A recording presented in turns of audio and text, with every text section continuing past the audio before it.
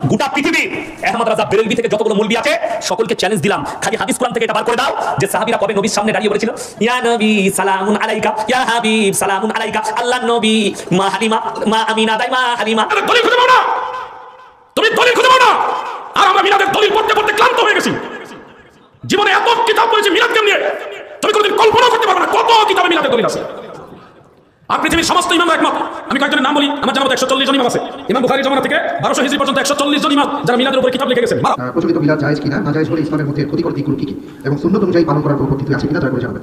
ভাই, মিলাদের মধ্যে যা পাঠ করা হয় সেটা হলো বহুলাংশে পাঠ করা হয় নবীর প্রতি দুরূদ পাঠ করা। এটা ভালো কাজ না খারাপ কাজ? মানে মিলাদ বলতে সালাম সালাম বোঝায়, কিয়াম বলতে দাঁড়ানো। নবীকে দাঁড়িয়েও সালাম দেওয়া যায়, বসেও সালাম দেওয়া যায়। সালাম দিতে আপনি যদি দাঁড়িয়ে সালাম দেন শিরক হবে। সাহাবায়ে আমাদের জানান নাই, আপনারা কি এই ধরনের বিশ্বাস করবেন? এরকম বিশ্বাস করবেন?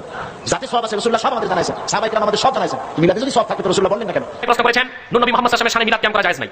যে ব্যক্তি ঢালাওভাবে এই কথা বলে সে নেহায়েত মূর্খ এবং জাহেল, কোরআন হাদিস সম্পর্কে তার কোনো জ্ঞান বা ধারণা নাই। কোরআন হাদিসের কোনো জ্ঞানই তার নাই। সে অপপ্রচার করে মিলাদের কিয়ামের বিপক্ষে নাকি হাদিস আছে, যে হাদিসগুলো সে বলে একটি দিয়েও মিলাদের কিয়াম হারাম সাব্যস্ত হবে না। সাইয়েদিনা ঠিক নেই, মাওলানা ঠিক নেই, আন্দাজে জিলাপি খাওয়ার আশা করতেছে। এতে বইরিস যেতে মিলাদের কাছিটা পড়ছে হেটার জায়গা যদি আমি একটা লাথি দিয়ে তার স্টেজে ফেলাই